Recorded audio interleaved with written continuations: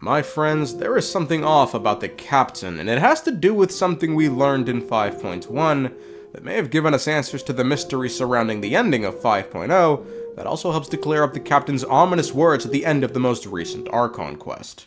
For the sake of those countless lost souls, and a hope for Natlan's future, I need your help. Something that might make him the most unique and dangerous individual in all of Teyvat. He's strong, I can tell. But there's something unusual about him and also familiar in some way. You're stranger than anyone I've ever met. But maybe, just maybe, you can show me the way. Strange? When we exchanged final blows, I sensed an unusual presence within him. I'll need to investigate further. However, it's because of this, he may die. Do we remember— damn, it feels weird to start a video with no intro, but today is a serious day. This is a serious topic. No jokes from me. Do we remember at the end of 5.0, the captain asked Ororon this one question? You heard something from here, didn't you? Now, at the time, I assume the captain was looking at Ororon when posing this question, who was hiding behind the boxes. But with 5.1, we see Ororon is simply standing in front of him. So why would the captain move his head in this manner? What's he looking at? The answer could very well be his wound he sustained in his fight with Mavuika. It's in the exact same position, and we know in this scene it was still affecting him. You heard something from here, didn't you? But why would he look at this wound while asking Ororon if he heard something from here? Well, to start, we need to establish that there is something there. Ororon, for whatever reason, did not answer the question directly, so we instead must turn to Mavuika, who confirms something unusual does indeed reside within the captain. When we exchanged final blows, I sensed an unusual presence within him.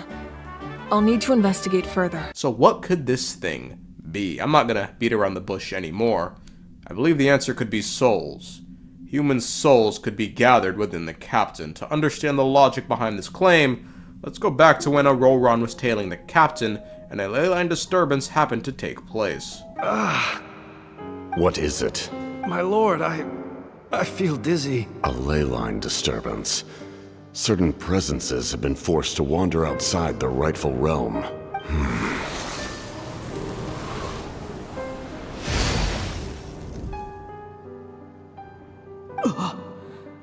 That was a spell from the Masters of the Nightwind. How did he know that? Is he sending those escaped souls back into the ley lines? Couple things to keep in mind. The captain said certain presences have been forced to wander outside their rightful realm. In this case, it's souls escaping the ley lines, and so the captain responds by ferrying these lost souls back into said ley lines. Let's keep this in mind and fast forward to the captain's fight with Mavuika. They're both incredibly strong. How long will they have to fight until someone comes out on top? Wait, this feeling. Just like the other day near the ley lines, it's faint, like a soul's trying to escape. Where is it coming from?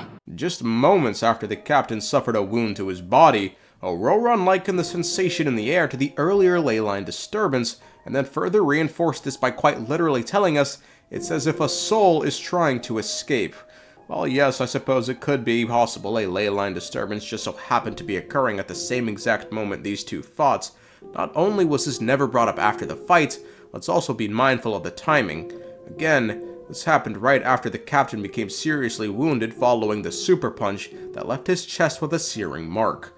Given all this, it's highly likely that this sensation of a soul trying to escape has something to do with the captain becoming weakened from Mavuika's punch. A punch, let's not forget, that also let Mavuika sense something odd within the captain. When we exchanged final blows, I sensed an unusual presence within him. I'll need to investigate further. So, let's go even further to when the captain and Ororon activated the source mechanism. A cry was immediately let out by the Lord of the Knights, and then something strange happened. Ororon seemingly became possessed by a soul, not just any soul, but the soul of a khaenriah. Now, this left the Lord of the Knights confused, as she had no idea where this soul came from. So, was that what caused all his strange behavior earlier? No. An additional soul was affected. It tried to take refuge in the missing part of your friend's soul, but was ultimately expelled. However, this soul does not hail from Natlan or the Night Kingdom. Its origins remain a mystery to me. And now, given this soul came from neither the Night's Kingdom nor Natlan itself, where could it have come from? The answer: how about the only other khaenriah in the room who's said to have strange presences within his body? The captain, someone who the soul was familiar with, someone who shares the same unlikely origins with the captain. It very well could have been that the Lord of the Night's scream agitated the soul from within the captain, allowing it to come out and possess Auroran. So, back to the earlier point of what Auroran could have heard from here, the answer could be souls. Aside from being from the Masters of the Nightwind, who Citlali said can see human souls, the Masters of the Nightwind believe they can see human souls. Auroran has admitted his soul is more perceptive than most. My soul is more perceptive than others. I can sense that the ley lines are extremely weak. Okay, let's say there are a gathering of souls within the captain's body. Where'd they come from, and how'd they get there? The obvious answer to the first question would be khaenriah, but there's still some problems with this, because at which point my gut reaction was these souls were part of the platoon that followed the captain to Natlan 500 years ago, and given the lack of any said platoon today, it seemed reasonable enough. But here's the issue with this. One, things get messy when we take into account the curses the people faced for the cataclysm. We know the curse of the wilderness activates immediately when one leaves khaenriah, so why wouldn't the same be true of the curse of immortality? Well, the answer could simply be the curse of the wilderness was simply a generic curse for forsaking one's god that's always existed, whereas the curse of immortality was tailor-made for the khaenriahs and didn't come until well after the end of the cataclysm. If that's the case, then it would explain how the captain's platoon could die, even after leaving khaenriah. But even then, if these souls did die in Natlan, wouldn't the Lord of the Nights be able to recognize them?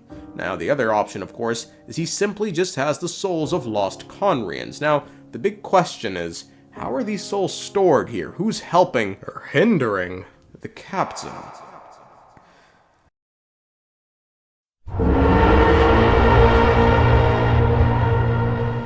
How about the person who sent the captain on his long journey? How about the one who's more knowledgeable about the dead than anyone else? How about the god and shade of death, Ronova, who we know has dealings with the captain? The power that the pyro archon used to strike back at the abyss came from the ruler of death. From what I know of her rules, she will demand death in return. How do you know this? I see. So, the ruler of death sent you on your long journey. Natlan still has a final battle to fight, and I too have a final foe to face. For the sake of those countless lost souls, and a hope for Natlan's future, I need your help. The captain is requesting the Lord of the Night's help for countless lost souls. What lost souls could he be talking about here? How about the ones trapped in his body? Now, let's go even deeper into this conversation. The captain prefaced his earlier statement by stating he knows Mavuika will die because she used the Shade's power. Now, he's asking for the Lord's help in dealing both with the lost souls and Natlan's future, which he suggests may need Mavuika. He wants to kill two birds with one stone. It seems like he wants the Lord's help in dealing with the Shade of Death Ronova by taking care of her. In doing so, he can ensure Mavuika's death never comes to pass, and he can somehow help those countless lost souls. Now, this makes it seem as if the souls within his body are more of a curse than anything else, and the ruler of death sending him on his journey was not one born of want, but rather a retribution. A retribution for what, my friends? You tell me. What did the khaenriahs try and rebel against? Now here is where this idea gets very disturbing. Do we remember the captain's conversation earlier with Auroran? He stated if Auroran wanted to help Citlali, he simply should have let him die at the hands of the pyro archon. If you truly wish to protect her, you should have let me perish at the pyro archon's hand. Yet, you chose otherwise. Do I really need to tell you what that means? Now, I'm not sure how this curse would have allowed him to die, but given the captain has expressed concern for the lost souls, it could be these souls will only find peace once they leave the captain's body, and the only way this can be accomplished is via his death. If that's the case, then in killing two birds with one stone and facing his final opponents, it could be the captain is planning his death to substitute Mavuika's. Then, the lost souls would be freed, and Natlan's future would be ensured.